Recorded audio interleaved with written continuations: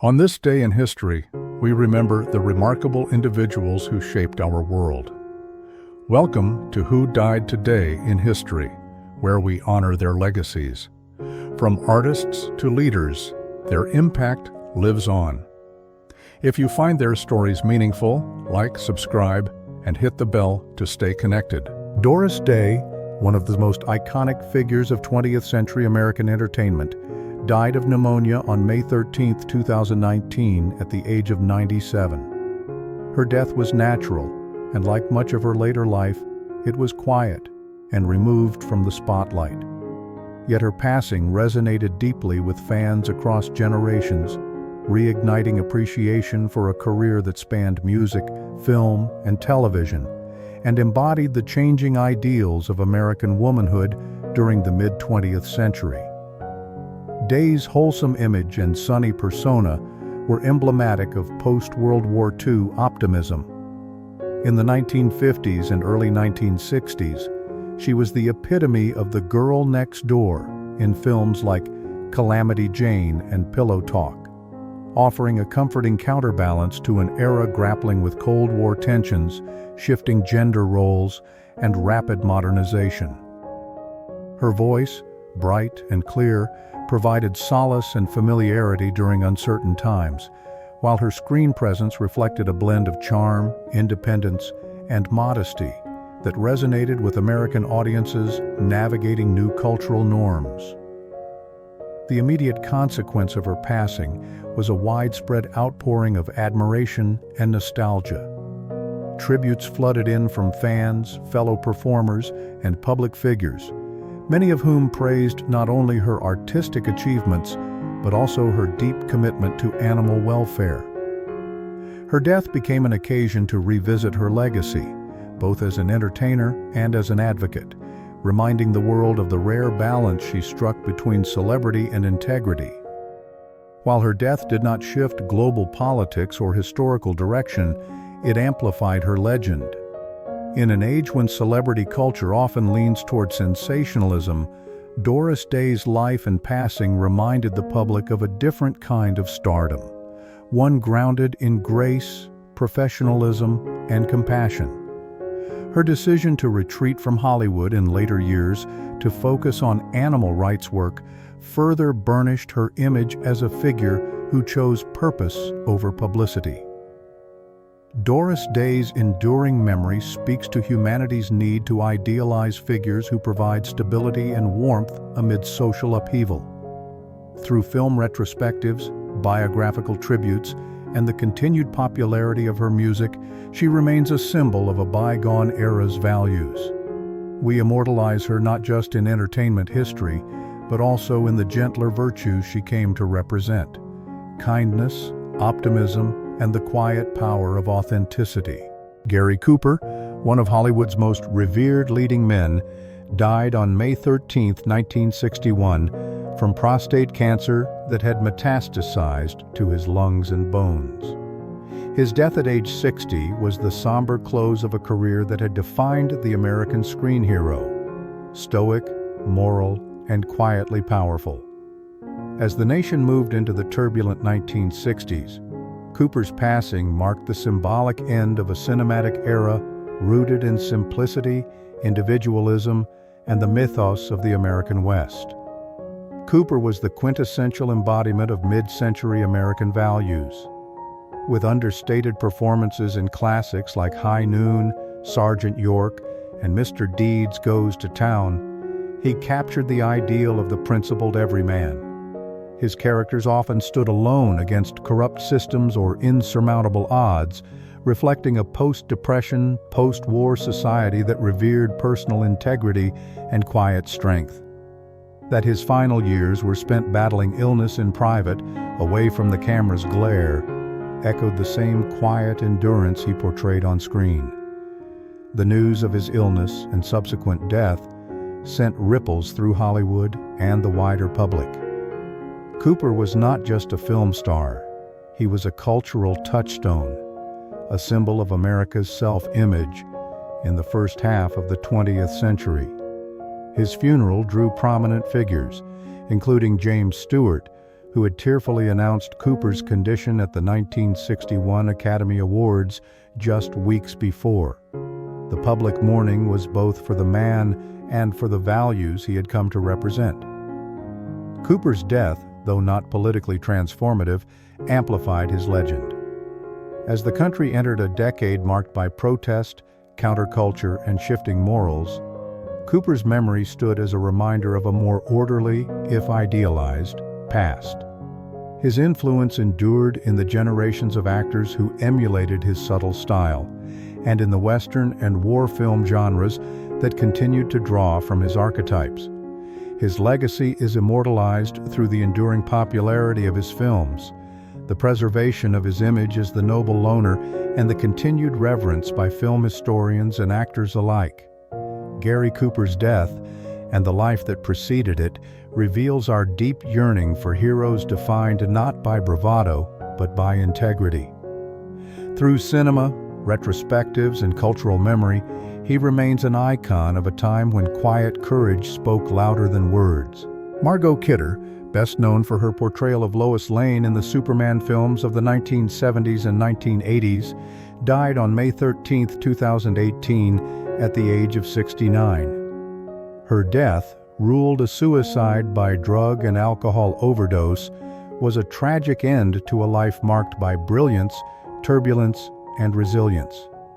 Kidder's death cast a poignant light on the often unseen struggles faced by actors behind the glamour of Hollywood and highlighted the growing conversation around mental health in modern society.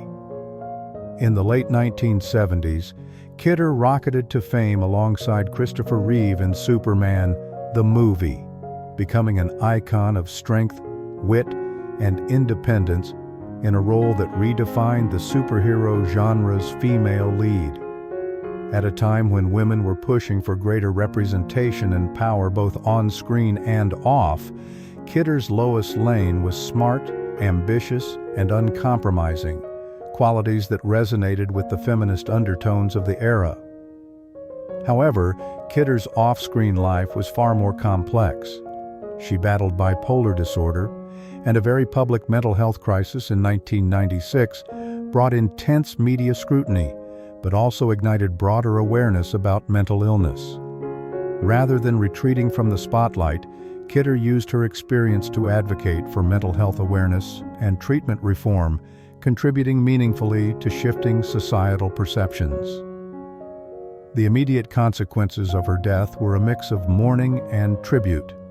Fans, fellow actors, and mental health advocates remembered her not only for her iconic roles, but for her candor and advocacy. Her passing reignited discussions about mental health care, especially for public figures, and underscored how fame does not shield individuals from inner turmoil. Kidder's death added a new layer to her legacy. No longer remembered solely as Lois Lane, she came to symbolize the courage of vulnerability in an industry often built on illusion. Her life and death reflected the pressures of Hollywood, the stigma of mental illness, and the strength required to confront both. We continue to commemorate Margot Kidder through her unforgettable screen performances, mental health activism, and the ongoing relevance of her story in the fight to destigmatize mental illness. In death, as in life, she reminds us that heroism is not always found in capes or superpowers, but in perseverance, honesty, and the fight for dignity. Phillip Law, the strikingly handsome American actor known for his roles in 1960s and 70s cult classics, died of natural causes on May 13, 2008, at the age of 70, following a long battle with cancer. His passing, though not headline-grabbing in a global sense, marked the quiet departure of a figure emblematic of a unique cinematic era, one defined by experimental storytelling, countercultural aesthetics, and the rise of international stardom. Law's most iconic performances came in visually rich, genre-defying films like Barbarella, 1968, where he played the blind angel Pygar, and The Love Machine, which capitalized on the shifting moral tone of the time. His striking physicality and ethereal presence made him an ideal figure for a generation exploring freedom, fantasy, and rebellion against convention. These films, while often viewed through the lens of camp or surrealism today, reflected the radical creativity and risk-taking spirit of their time. The 1970s saw Law's fame taper off, mirroring the larger cultural transition away from the psychedelic optimism of the 60s toward more cynical, realist cinema. Yet, his death in 2008 sparked renewed appreciation for his work, especially among fans of genre films and European cinema, where he also left his mark. Retrospectives and film screenings followed, reintroducing audiences to a performer who had helped define the fantastical aesthetics of his era. Law's death did not shift the trajectory of history, but it offered a poignant reminder of the fleeting nature of celebrity and the power of visual iconography. Unlike political figures whose deaths create seismic change, actors like Law influence culture more subtly, through images, characters, and the dreams they help conjure on screen. His passing invited reflection on how film preserves not just stories, but personas, eternally suspended in light and motion. In commemorating figures like Phillip Law, we acknowledge the role of cinema as a modern mythology. His image, winged, silent, otherworldly, remains etched into popular memory, a symbol of an era when film dared to imagine new worlds. Through Blu-ray restorations, fan conventions, and cinematic homages, Law's legacy persists, reminding us that mortality need not mean obscurity. In the flicker of film, some figures remain forever luminous. Gor Kuier, the pioneering French naturalist and founder of comparative anatomy and paleontology, died on May 13, 1832, from natural causes, likely related to a stroke. His death, though not dramatic in nature, marked the end of a life that fundamentally altered humanity's understanding of the natural world and its deep past. Kuivier's passing came at a moment when Europe was rapidly transitioning from Enlightenment ideals to the complexities of industrialization and scientific secularism, and his contributions mirrored that shift. Born in 1769, Kuier emerged during a period when science was becoming a cornerstone of societal progress and intellectual authority. He rejected the evolutionary theories of his contemporaries like Jean-Baptiste Lamarck, instead promoting the idea of catastrophism, the belief that Earth's history was shaped by sudden, violent events that wiped out species, followed by divine acts of creation. Though later challenged by Darwinian evolution, Cuvier theories reflected the intellectual balancing act of the early 19th century, a commitment to empirical observation paired with a lingering deference to theological frameworks. At the time of his death, Cuvier was not just a scientist. He was a powerful political figure, serving under multiple French regimes, including Napoleon's and the restored Bourbon monarchy. His work and influence extended into education policy and state institutions, making him a symbol of how science was being woven into the fabric of governance and public life. His death, therefore, was more than the loss of a scholar. It marked the passing of an era in which natural history was wielded as both an academic and political force. In the immediate aftermath, his students and supporters mourned the loss of a towering intellect, while critics saw an opportunity for new theories, especially those supporting evolution, to rise without the resistance of his formidable presence. Indeed, just a few decades later, Darwin's On the Origin of Species would reshape the field Cuvier helped define. Cuvier's legacy lives on in the fossil record he helped unlock, the anatomical methods he refined, and the museums and academic institutions shaped by his influence. His life and death remind us how mortality intersects with discovery, and how power, in science as in politics, can shape narratives long after a figure is gone. We remember Cuvier through scientific nomenclature, museum exhibits, and the very structure of biology education, preserving his impact in both stone and scholarship. Dan Blocker, best known for his role as the gentle giant Hoss Cartwright on the long-running television western Bonanza, died suddenly on May 13, 1972, at the age of 43. His death was due to a pulmonary embolism following gallbladder surgery, a natural but unexpected end that shocked fans and castmates alike. In an era when television was becoming a dominant cultural force in American life, Blocker's death underscored both the personal connection audiences felt with TV stars and the increasing emotional power of serialized storytelling. Blocker had become a beloved figure on Bonanza, which aired from 1959 to 1973. His portrayal of Hoss, a character marked by strength, kindness, and moral integrity, resonated deeply with American viewers navigating the social upheavals of the 1960s. As protests against the Vietnam War, civil rights struggles, and generational tensions reached their peak, Bonanza offered a return to values associated with frontier life: family, justice, and honor. Blocker's character embodied these ideals, providing comfort during a time of cultural uncertainty. The immediate impact of Blocker's death was profound. Producers chose not to recast Hoss, a rare decision in the television landscape of the time.